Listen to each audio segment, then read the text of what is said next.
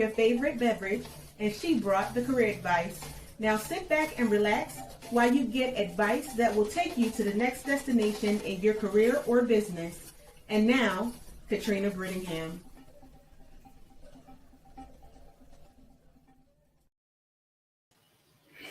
Hello, hello, hello. This is Katrina Brittingham, your navigator on your road to success. I am here by myself again this week. Dr. Love could not make it, but we are going to be talking about an interesting topic today, and it is all about your business brand, your professional brand. Your professional brand is the most important and valuable asset that you will have when it comes to your customers. That's what they will know you by. You want your brand to be something that will stand out, something that people will put your business to that brand when they see it. Everyone knows what the golden arches is. Everyone knows what the swoosh is. You do not have to tell people what it is. When they see it, it is recognizable.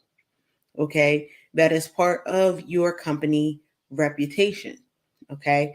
So it's best understood as your company's reputation and its visibility in the marketplace. Excuse me. So let's talk about that and your brand development. So, how do you develop a brand? Your brand development is the process of creating and strengthening your professional brand. Okay. As a business coach, I help businesses develop their brand. And it is divided into three different phases. The first phase is getting your brand strategy right and aligned with your business objectives. So your brand should represent what your objective is. I've had the liberty of creating different brands for different things.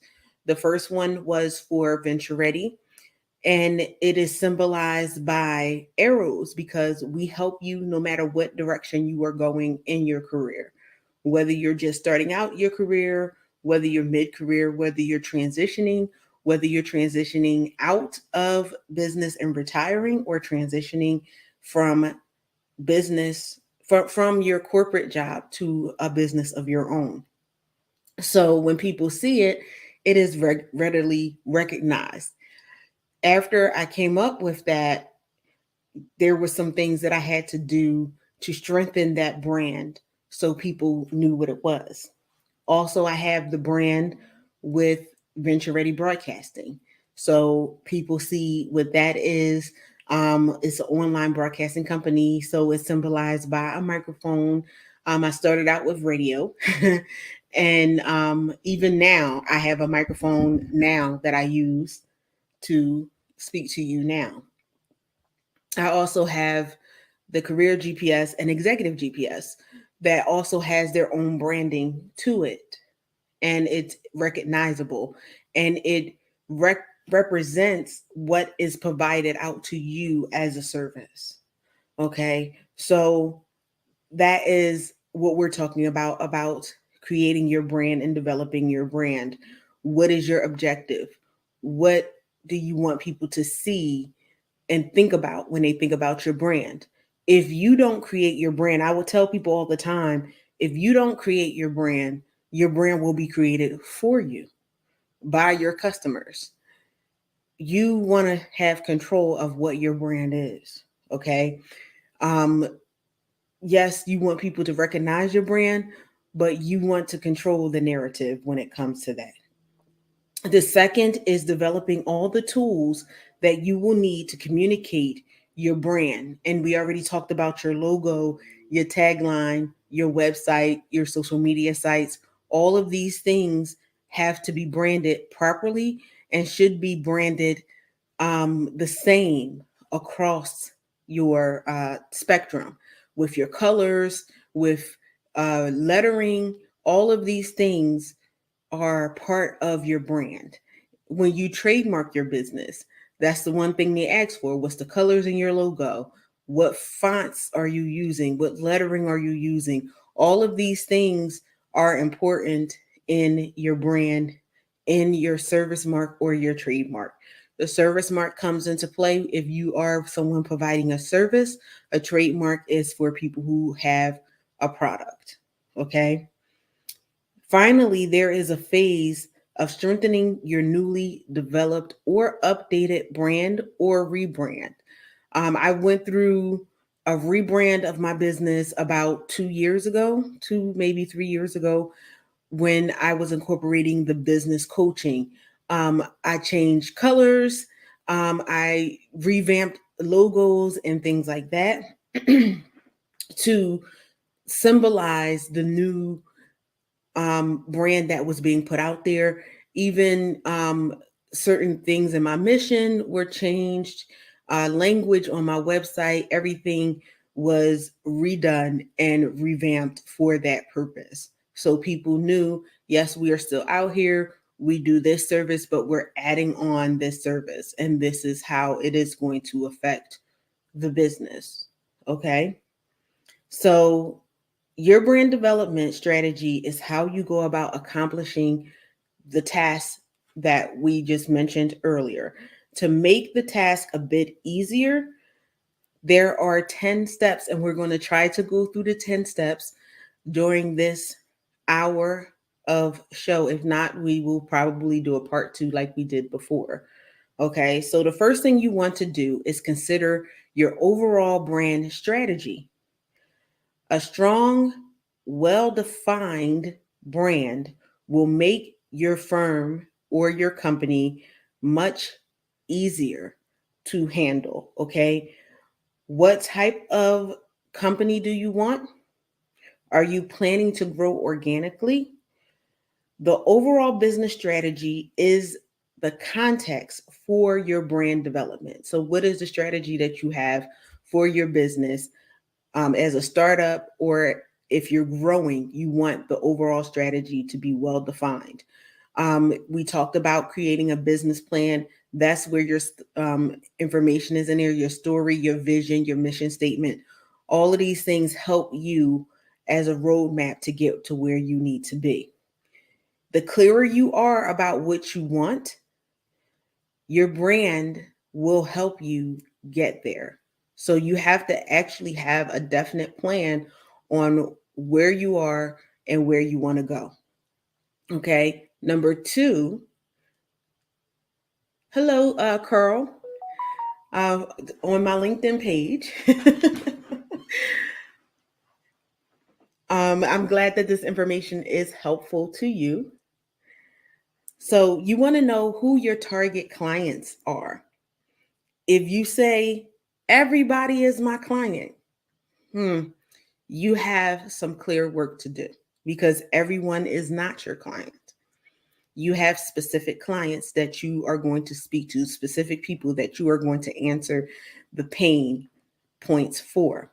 Okay. So I found in working with my clients, even when they say they're working with everyone, most times when we dig down, it means that they have not done the research or they're unclear on who their target audience is. Okay. And so you will struggle trying to meet everyone. You will definitely have a place of struggle. You need to focus so you can grow quicker. Okay. And so that you can grow at all. Many people fail because they don't know who their target audience is.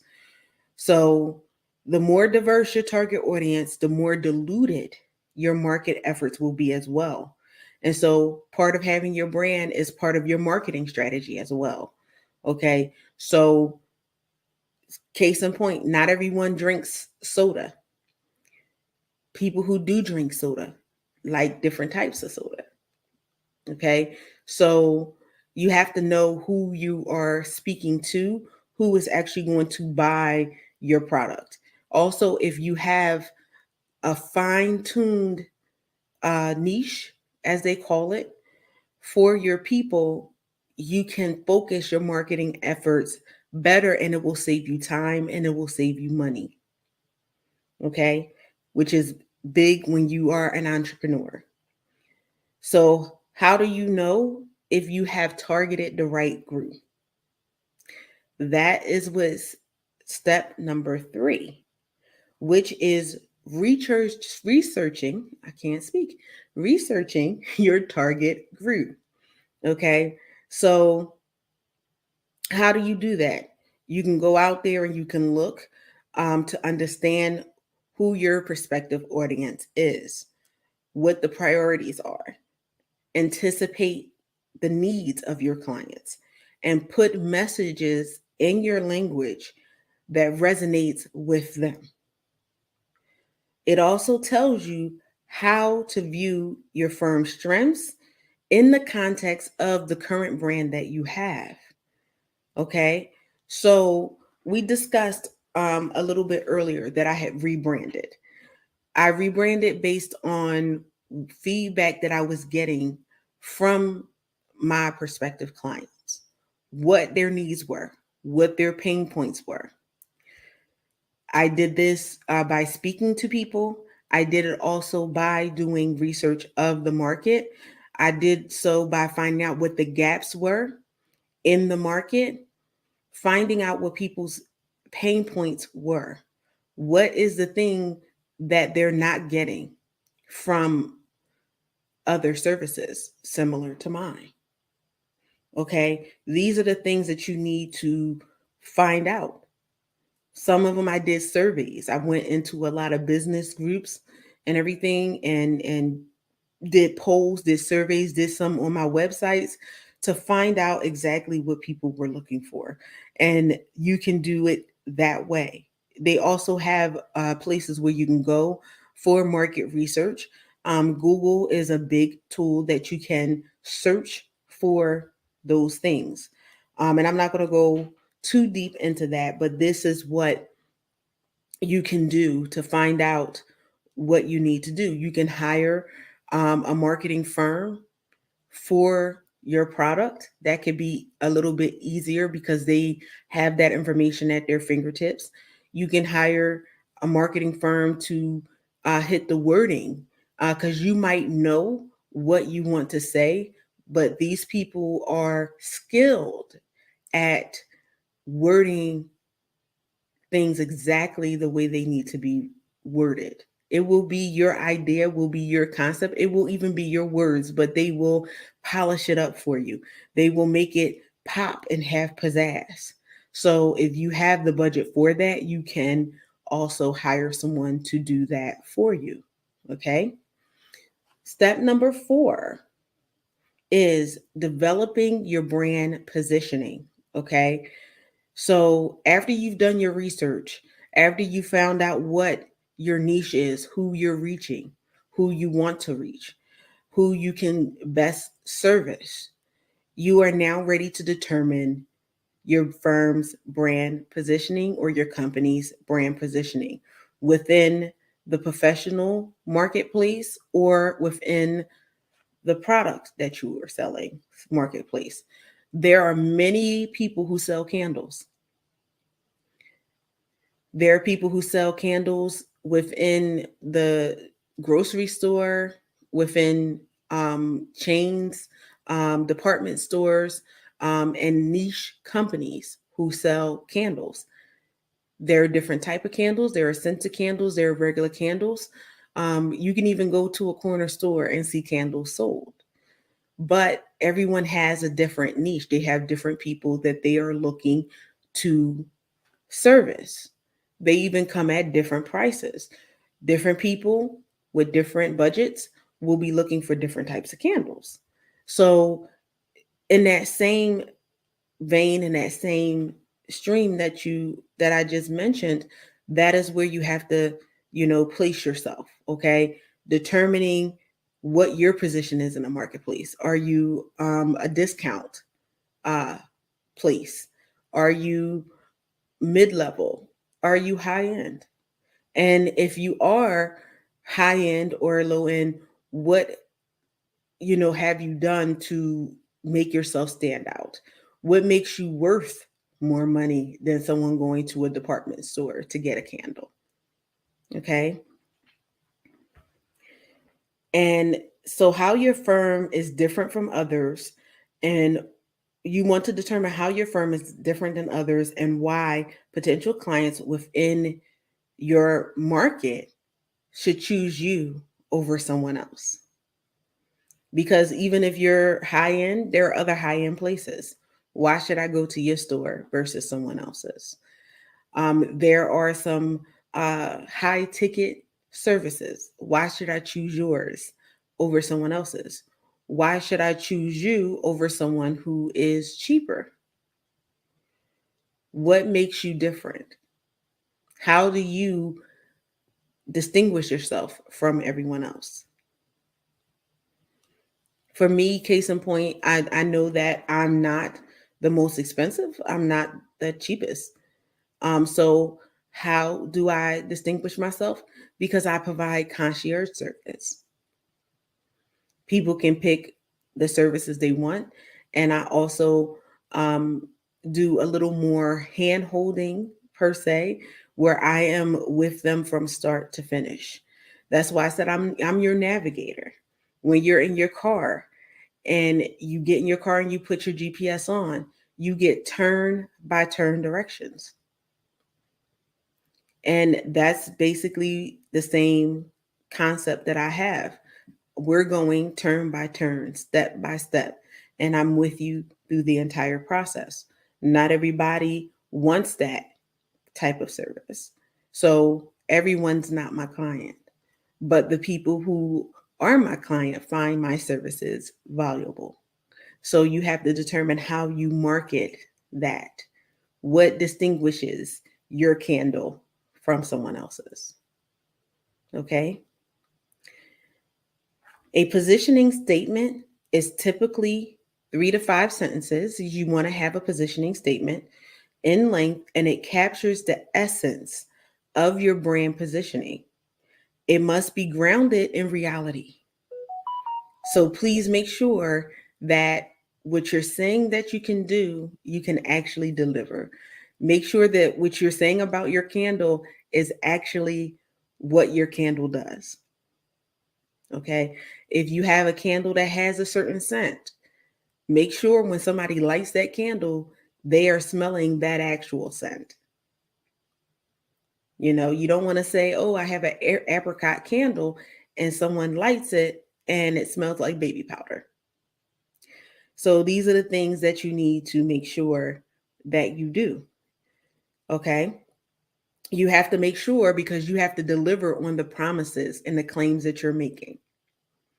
When you're The worst thing that can happen is if you're expecting to get a certain product or you're expecting to get a certain service and then you walk in and the services are not what was advertised. It is going to damage your reputation. It is going to hurt your brand.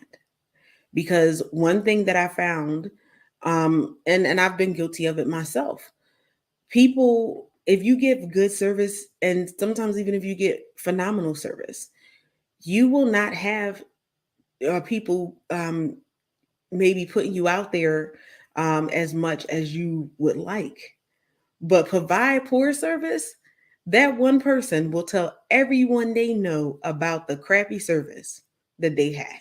They will tell strangers on the street, don't go to XYZ company because this is how they did me. They will write a scathing review on every site that has a review of your company. They will make sure that people knew that they did not get what was promised. It may not be fair, but it is the way of life. You can give phenomenal service and never get a review at the end of the day.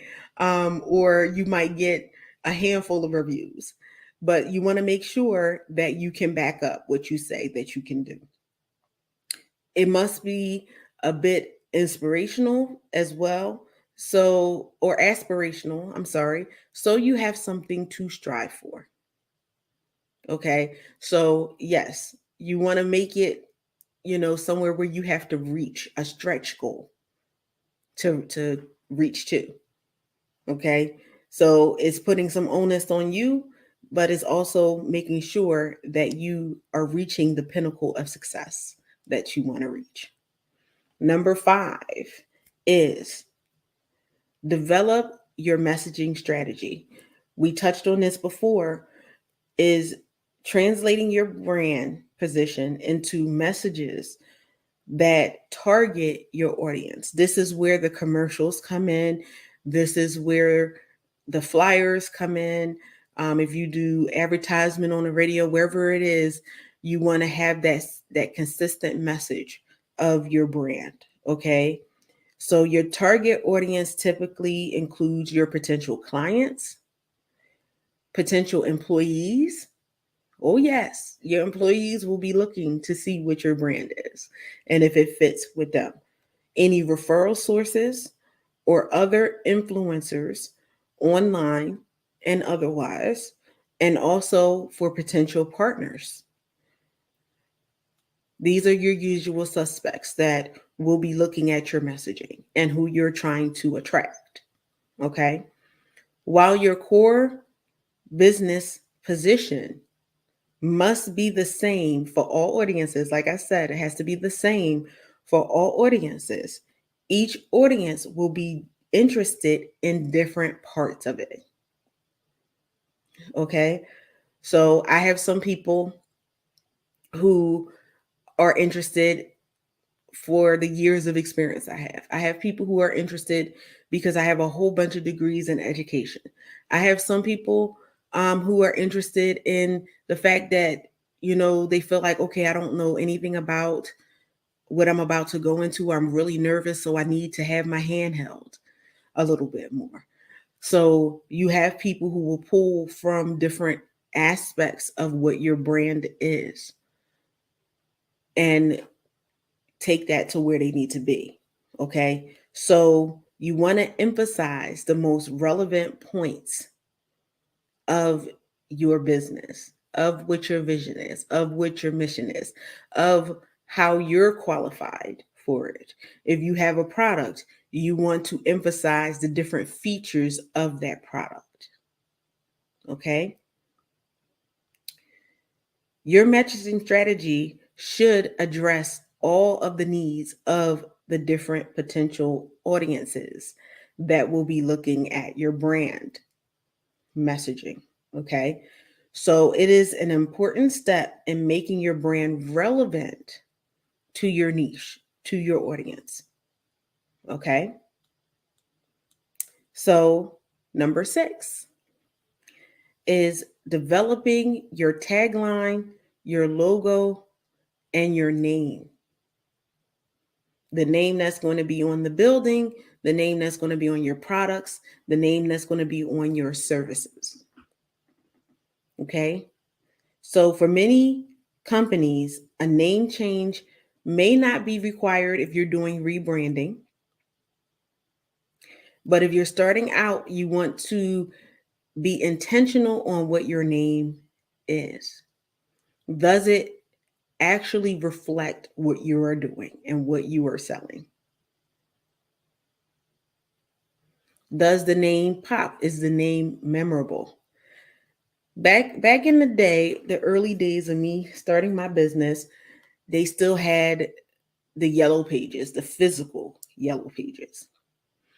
And one of the things that they had as a strategy is you wanted to be as close to the front of the yellow pages as you could be.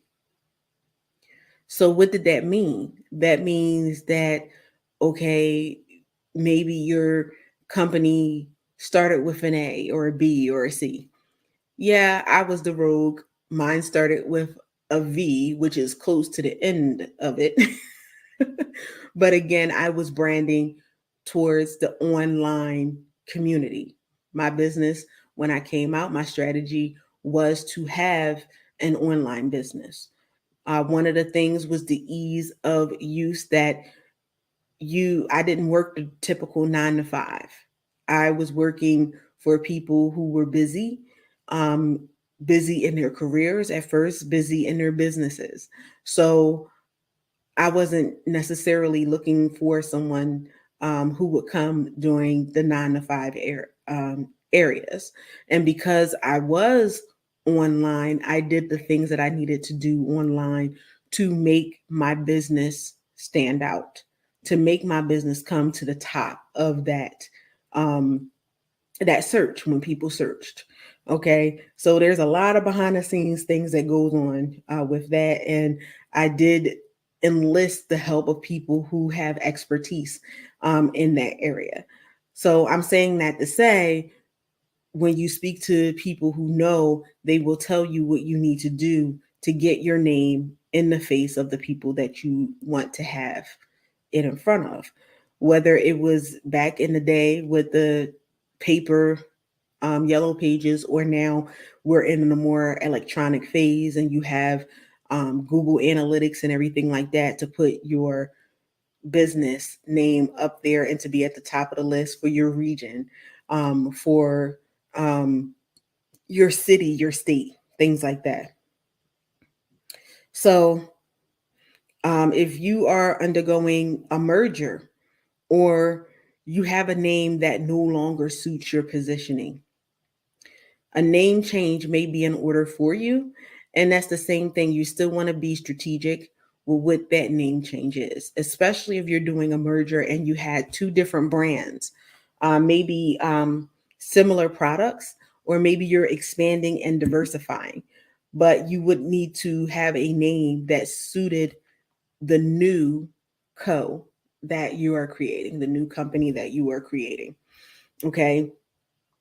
Um, Even if you don't have a need to change your firm name, a new logo or tagline may make sense if you're rebranding your company for the position. Okay, so we talked about earlier where I rebranded my company. I started out with a whole different color scheme, because when I first started business, um, everyone notices my brand is in red. Red is my favorite color. Silver and red are my favorite colors. And so I wanted to have that as my brand positioning when I first started the company, because I thought it was memorable. Also, people who are looking for jobs or starting their business, things are at a certain time frame, things are urgent. So that's what I thought about. Things have changed a whole lot when it comes to branding since then. But I was told, oh well, red is a angry color. So when people see it, they're going to think about anger and aggression. Um, but so I had the colors that I had, and it was just like, oh well, if you use blue and things like that, then that's a cool, calm color and everything. So my logo was different colors.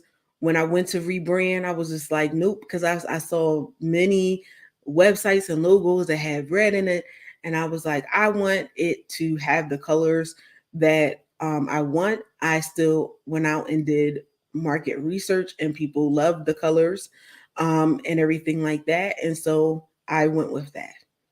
Okay.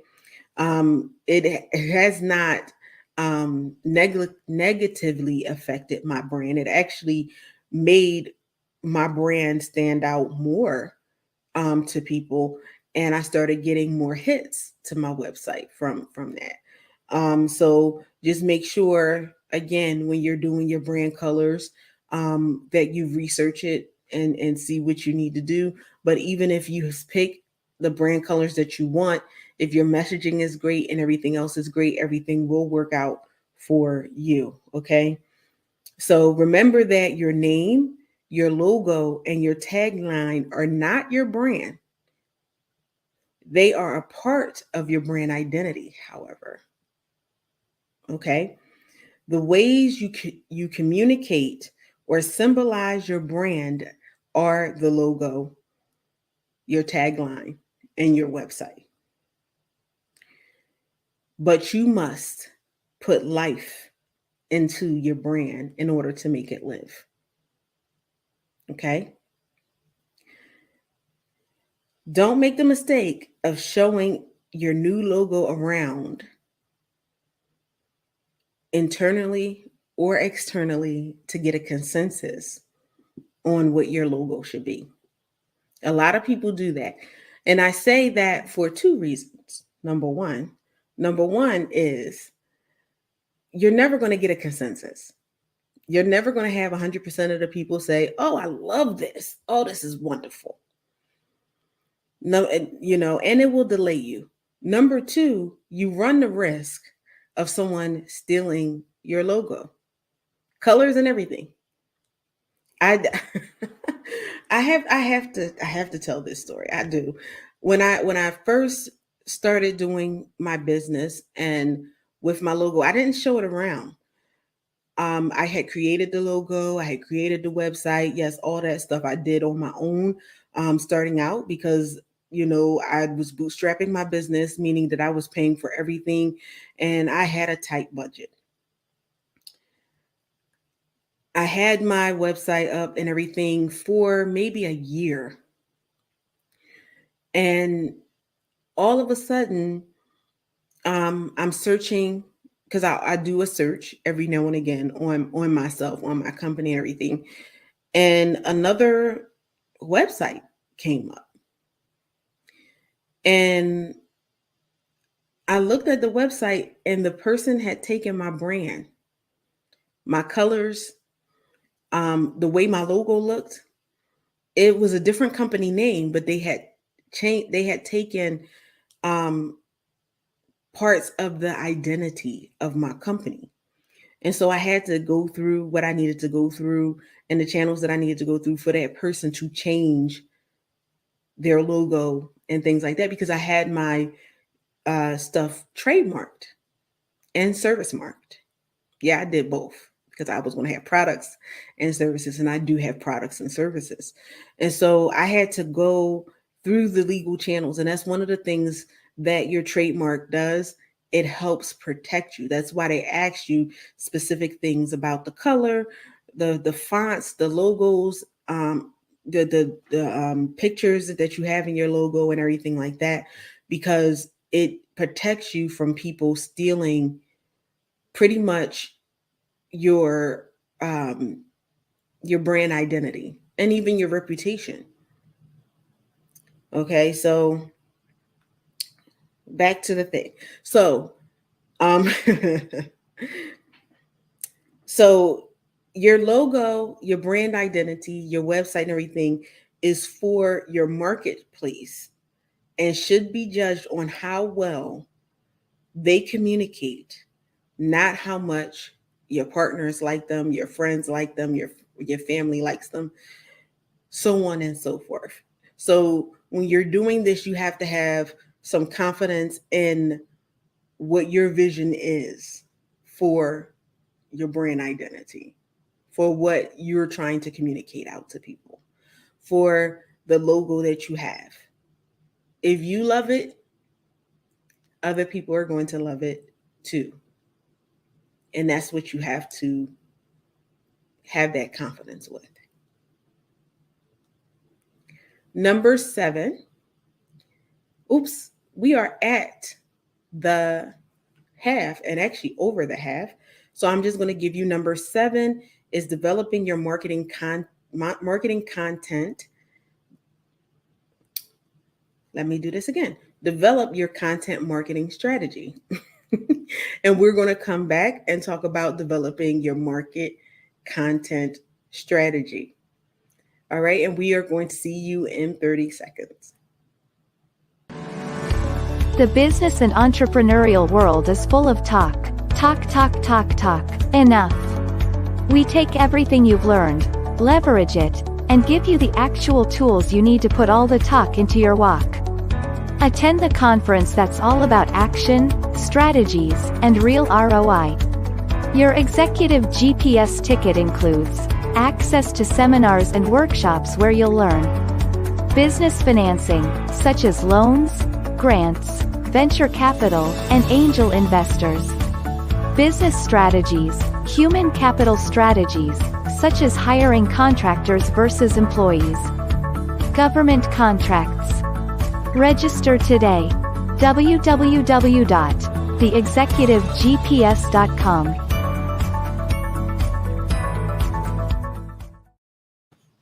And we are back. That is the Executive GPS Conference, Leadership Conference. Yes, the Executive GPS Leadership Conference. which will be coming up in this fall. We are already in the summer months, but this is also an example. Yes, because it is my conference that I do for executives and business owners to help them get where they need to be in their company and meet where the goals that they want to meet, okay, in their company. The brand for that is tightly knit into the brand that I have overall for my business. And so a lot of times, like I said, I spoke to people who were in business and they were saying that the business world is full of talk. You know, people, oh, I'll help you. Or if you ever need anything, call me. And you have some people who are like that and that will help you. But you had a lot of people who were just talking.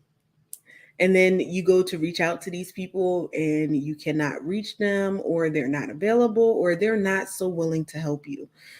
So the conference was developed to actually help people get where they need to be. Also, there were people who went to conferences and they said that they were actually not getting what they needed. They got some motivation. They got great inspirational quotes, but nothing that actually helped them in their business. When they, after they left the conference and was so fired up and they looked at their notes and the things that were presented to them. And so, as a business coach, my job is to help businesses and people get to where they need to be and have actionable steps for them. That birthed out actually this show as well as the conference, to make sure that you have actionable steps, things that you can use to get where you need to be venture ready, to actually start stepping out on what your goal and your dream is.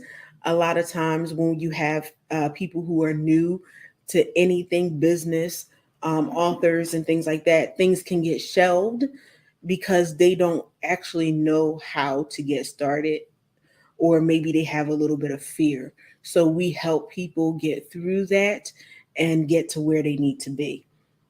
So, perfect example of what branding is, and speaking to that, having that commercial, having those, my language there and the content there helped bring in speakers.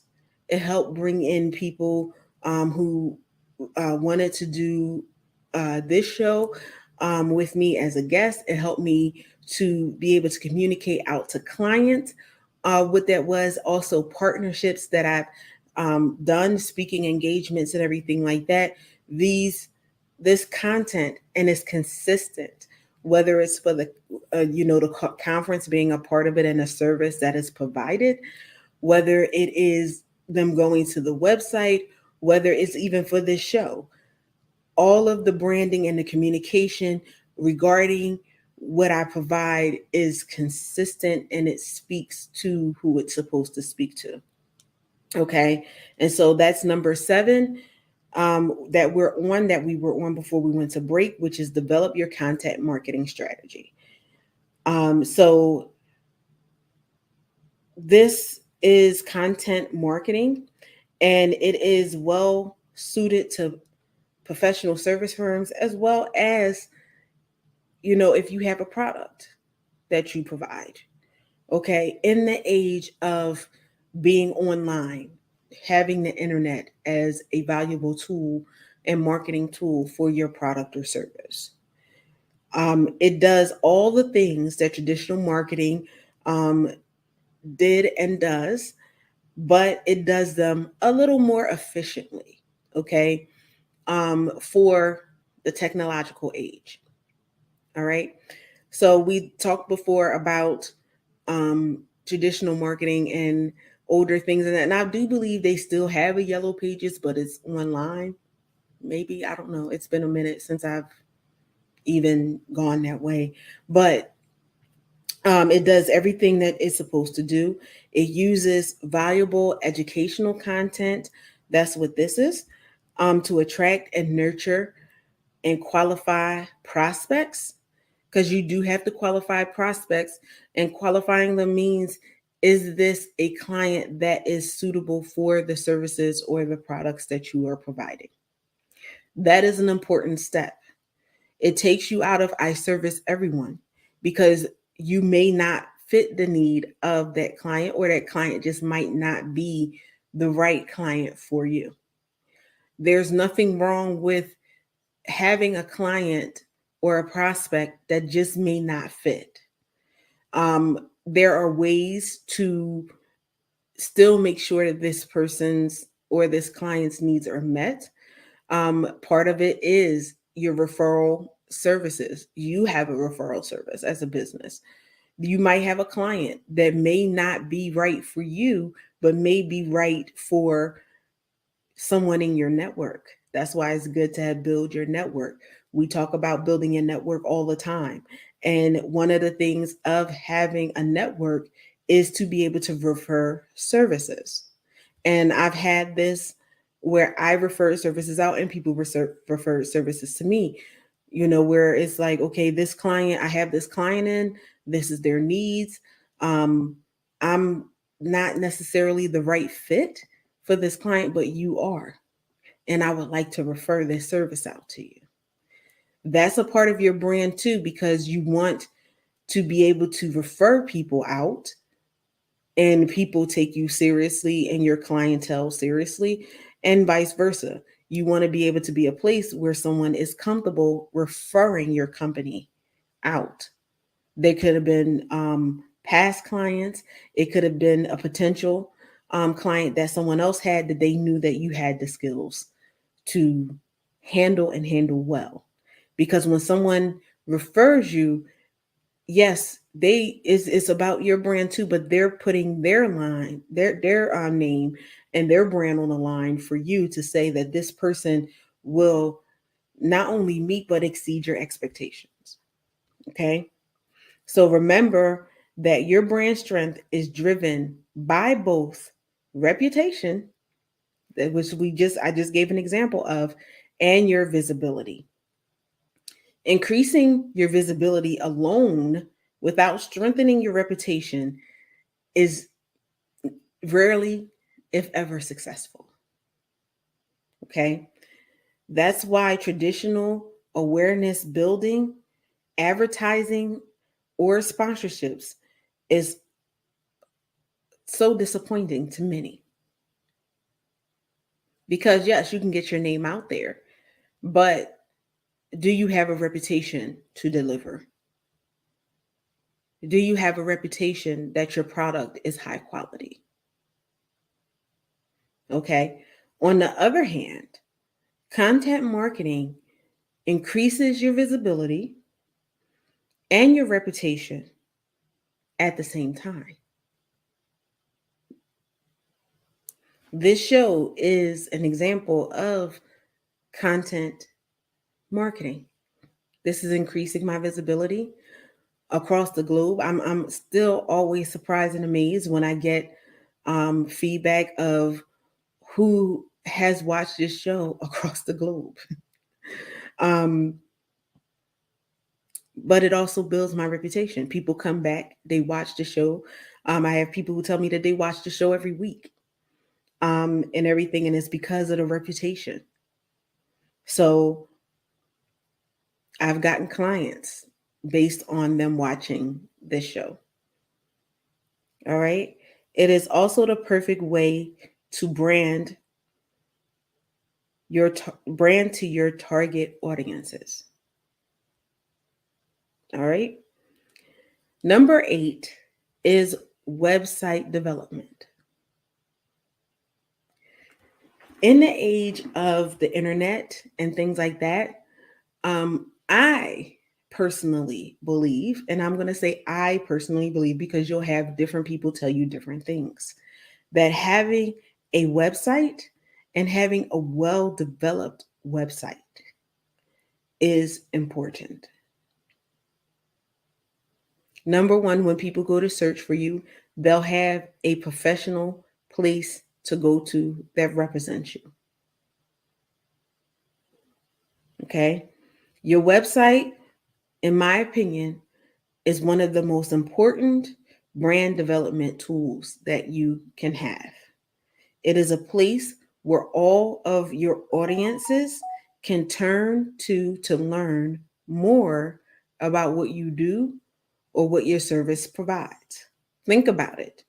Most companies or big companies or well known companies, they have a website for you to go to, from McDonald's to Walmart.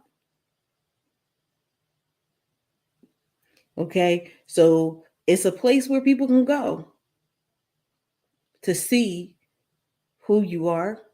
It'll be a place that has your vision, your mission statement. It'll have recommendations from people who have used your product or experienced your services. It will have a listing of the services that you provide or products. If you are one of those companies that have a blog or a vlog, it will house that as well. So it is a place where people can get valuable information about your company, what you stand for. And yes, please make sure that your brand identity is consistent. Um, they also will see your logo, your colors, everything about you and about your business will be on there, let's say. Um, Prospective clients are not likely to choose your firm based solely on your website. Some people will, because I've had that happen. But more than likely, it is not going to be the only reason why, but it can be a reason why they don't choose you. If your website is not organized, if they can't navigate your website, then they will click somewhere else. But you will have people who will purchase services, that will purchase products by going to your website, learning about it, learning about what you do, and they will click and purchase. The majority of people will not solely on that, but you will have some people who do. So you need to make sure that your website is well maintained, that it's free from any typos or errors, that when they click on a link, they don't go to a 404 error, things like that. Okay. They will rule you out also if your website sends the wrong message. And that's in the content that's written there. Or again, as I said, if you have, inconsistency in navigating the website, typos and things like that. Okay. Your website will be the home, as I stated before, of valuable content. Okay. That content will focus on your search engine optimization. That's another big thing that we will go through more in detail, possibly in another show. But the search engine optimization is one of the things that if someone searches for your business or searches for a service or product, that your website will come up in the mix, hopefully on the first page of a Google search. Okay. So these efforts will help you to gain prospects, potential employees, again, and referral sources. And it will help them learn about your company and the products and services that you have. Online content is central to any modern brand development strategy. So, professional services websites and websites that have products on them are in two varieties. Okay. First, it is a branding site so that your brand is there. Okay. It tells the story of your company, of the services that you have, what your mission is, what your community involvement is, etc., etc. And it conveys who you are, who you serve, and what it is you do, or what it is, what products you sell. Okay. In short, it conveys your brand's messages. The other variety does the above, but it also generates and nurtures any potential clients, referrals, etc., etc. Okay. This brings us to number 9. You want to build a marketing toolkit. Okay. The next step in the process is to build out a marketing toolkit. This includes a one-page sell sheet that describes core services and offerings, or the key markets, and I won't even say or, and the key markets that you serve. There may be even a brief pitch deck that you have that overviews your company's key offerings or products, and an e-brochure of your company. Yes, I do have all of these things. And I have it for the online network that I have, which this show is housed on. I have it for the business side that I do, and also the career services. I even have electronic business cards. I have paper business cards and I have electronic business cards because they are useful in different situations and circumstances. You want to have something that you can have if you're going to a trade show that you can print out and have with products and services that you have, so people can grab those things quickly to have the services, because not everyone is going to buy at that trade show. They may come and they may buy later. And you want to have something that you can email out to people or send to them through social media, something that you can market on your social media pages. These things are important. Okay. Because I have the virtual business card because we're in an age where things are rarely printed out as much as they were in the past. But it's good to have something that you can print out, because sometimes you do need to have printed materials. All right. So your marketing toolkit can include videos. So you can have video topics, videos on different topics. If you're in the service industry, or even if you have products, you can have a video displaying products that you have. People do that all the time. Okay. You can have case studies, or meet the partners or meet the owner videos. You can have key offerings also of the services that you have a video that talks about that and what the benefits are to those services. If you prepare your marketing toolkit appropriately, it serves not only for business development function, but it's also important to your brand development. So you just want to make sure that, again, with everything, you want to make sure that everything is set up the way it needs to be set up. Okay. And we are on number 10, which is amazing to me because we only have a few more minutes left in the show. So I'm glad that we were able to get through it. Number 10 is implement your strategy, or implement your brand in the different pieces of it.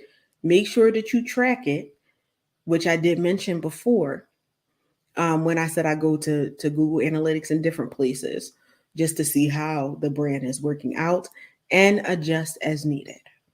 Okay. So the final step in the brand development process may be one of the most important in all of these steps. Okay.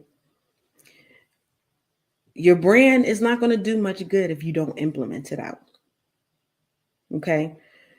You might be surprised how often this happens. Like I said, I have many clients who have brand ideas, people who've had logos and they were sitting for some time, that they actually had the logo created, but they never implemented it.